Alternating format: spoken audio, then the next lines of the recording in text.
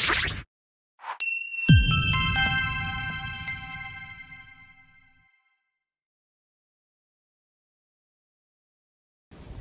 Kuiperian, bertemu lagi dengan saya, Kak Marwan, dalam pelajaran sejarah. Nah, di sesi kali ini kita akan membahas tentang pergolakan-pergolakan yang mengancam persatuan Indonesia.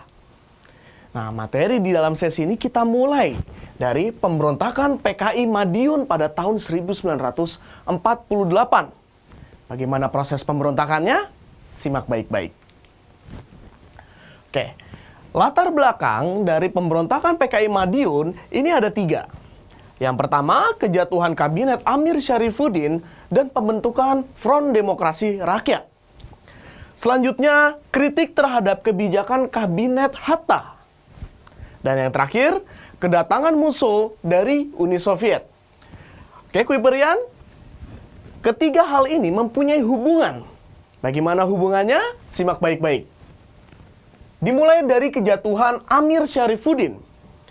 Kejatuhan Amir Syarifuddin diakibatkan penandatanganan persetujuan Renville yang dianggap terlalu menguntungkan Belanda. Oke. Nah, wilayah kekuasaan Indonesia menjadi sempit. Dan kemudian pengosongan terhadap kantong-kantong gerilya yang melemahkan semangat perjuangan Indonesia. Jadi Kuiperian, masih ingat kan tentang bagaimana persetujuan Renville itu? Nah, persetujuan Renville ini ditandatangani oleh Amir Syarifuddin. Nah, karena persetujuan Renville ini merugikan Indonesia, maka Amir Syarifuddin sebagai Perdana Menteri Indonesia yang menandatangani persetujuan Renville dianggap bertanggung jawab terhadap kerugian Indonesia. Oke? Nah, yang kedua adalah pembentukan Front Demokrasi Rakyat. Amir Syarifuddin setelah menandatangani perundingan Renville dan ternyata merugikan Indonesia, maka Amir Syarifuddin dicopot sebagai Perdana Menteri. Nah, akibatnya Amir Syarifuddin kemudian berubah menjadi pihak oposisi kebijakan pemerintah. Sebagai info, pihak oposisi adalah pihak yang melawan dan mengoreksi pemerintah. Kemudian, untuk memperkuat sikap oposisinya, Amir Syarifuddin membentuk Front Demokrasi Rakyat atau FDR pada tanggal 28 Juni 1948. Dan FDR sendiri ini berhaluan sosialis. FDR didukung oleh organisasi-organisasi komunis dan sosialis seperti Partai Sosialis, kemudian Pemuda Sosialis Indonesia, PKI, Partai Komunis Indonesia, dan Sentral Organisasi Buruh Seluruh Indonesia atau SOPSI. Oke, Kuiperian. Ini adalah sosok dari Amir Syarifuddin. Mantan Perdana Menteri Indonesia, orang yang bertanggung jawab terhadap penandatanganan perundingan Renville, dan salah satu tokoh dari pemberontakan PKI Madiun. Kemudian, tujuan FDR ada 2 ya. Menuntut pembubaran Kabinet Hatta.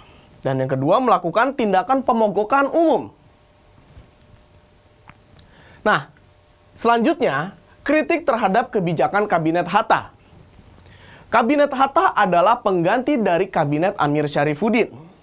Tadi sudah dibilang kan, bahwa Amir Syarifuddin setelah jatuh, setelah Kabinet Amir Syarifuddin jatuh dan digantikan dengan Kabinet Hatta, Amir Syarifuddin berubah menjadi tokoh oposisi bagi pemerintah.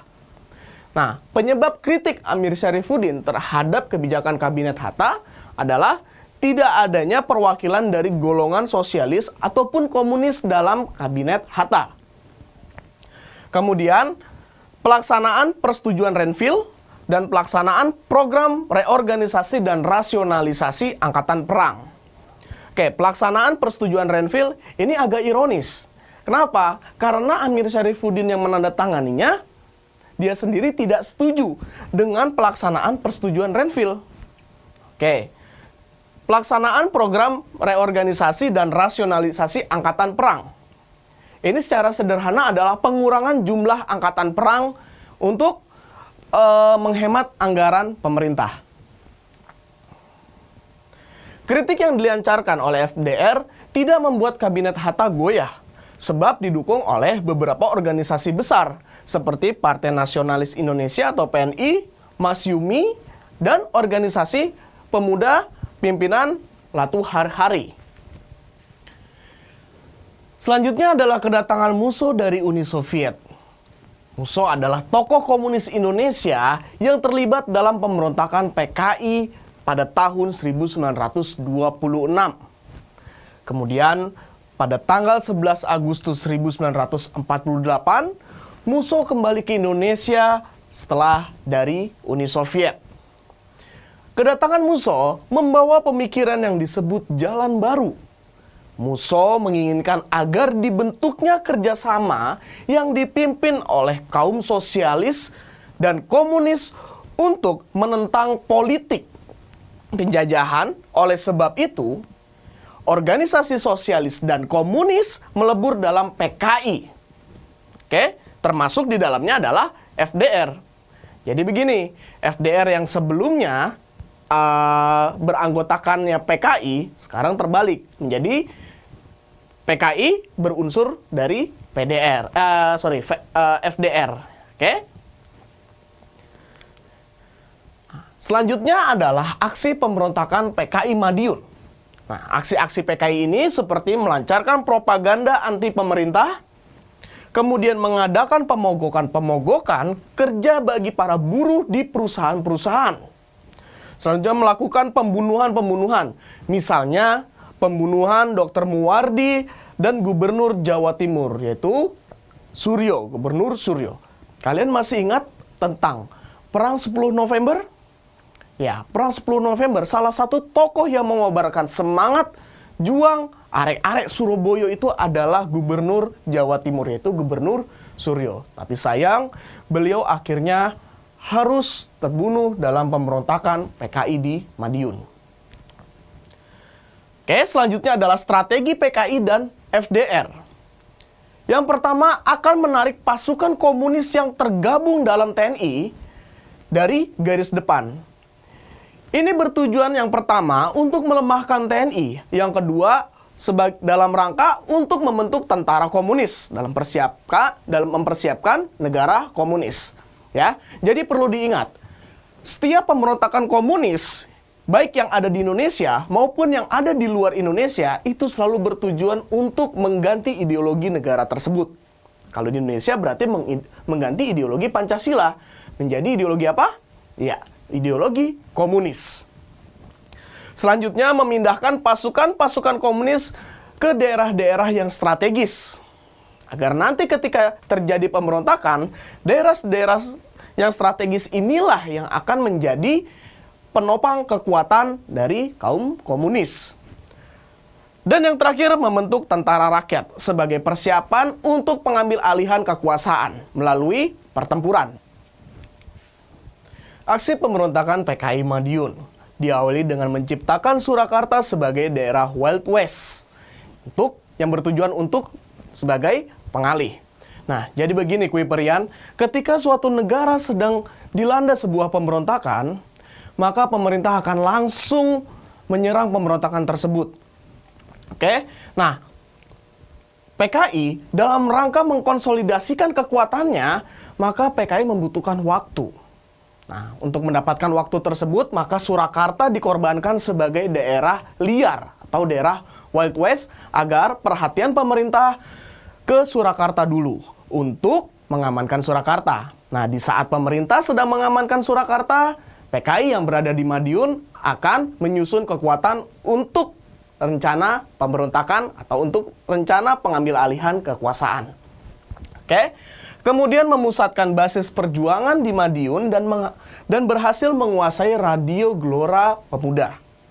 Selanjutnya pada tanggal 18 September 1948, di Madiun, Musso mengumumkan berdirinya Republik Soviet Indonesia. Nah, dengan adanya pengumuman dari Musso ini, maka Indonesia bereaksi melalui Presiden Soekarno. Presiden Soekarno memberikan dua pilihan kepada rakyat. Apakah ikut dengan Soekarno beserta Republik Indonesia atau ikut bersama dengan Musso dengan Republik Soviet Indonesia. Dan ternyata rakyat masih percaya dengan Republik Indonesia dan pemimpinnya yaitu Presiden Soekarno. Nah, hal ini terlihat dari upaya penumpasan PKI Madiun, yaitu ketika Kolonel Gatot Subroto berhasil mengamankan Surakarta dan sekitarnya. Nah, setelah Surakarta dan sekitarnya diamankan, maka dilanjutkan dengan penyerangan Madiun yang dipimpin oleh Kolonel Sadikin dan Kolonel Sungkono. Penyerangan ini selain berunsur TNI, anggota Polri atau Polisi Republik Indonesia juga ikut campur dalam penyerangan Madiun.